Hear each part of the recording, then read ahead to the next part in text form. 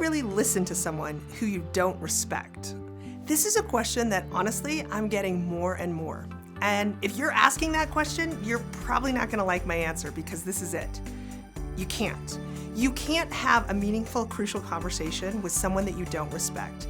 But the issue, it's probably not theirs, it's yours. Because you've chosen to villainize someone, to dehumanize them to the point that you don't even respect their basic humanity. If you've gotten to that point, I would encourage you to step back and say, why would a reasonable, rational, decent person do this? How can I respect something about them?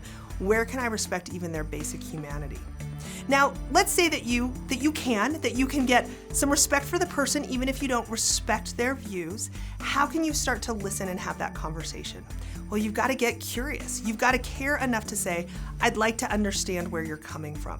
Sometimes, literally, I have to pretend that I'm like a journalist or a documentary filmmaker, and my job is to try and tell their story, to try and understand what lived experiences did they have that brought them to this place of belief that is so vastly different than mine.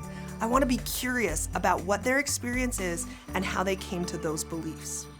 Now, the other idea I have for you is that sometimes when I'm listening to someone who has beliefs that are quite different than mine, and that I'm struggling to really kind of buy in and listen, one of the things that's holding me back is that I don't think they're going to listen to me, and that doesn't feel very fair.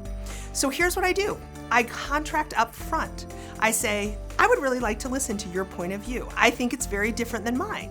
I'm curious, if I listen to you, would you be willing to openly and honestly listen to me?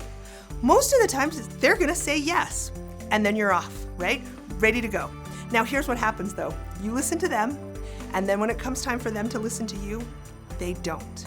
If that happens, remind them of their agreement. If that doesn't stop them, well then you can draw a boundary and walk away from the conversation, knowing that you held your boundary, that you listened to them, and that you demonstrated respect for them as a person.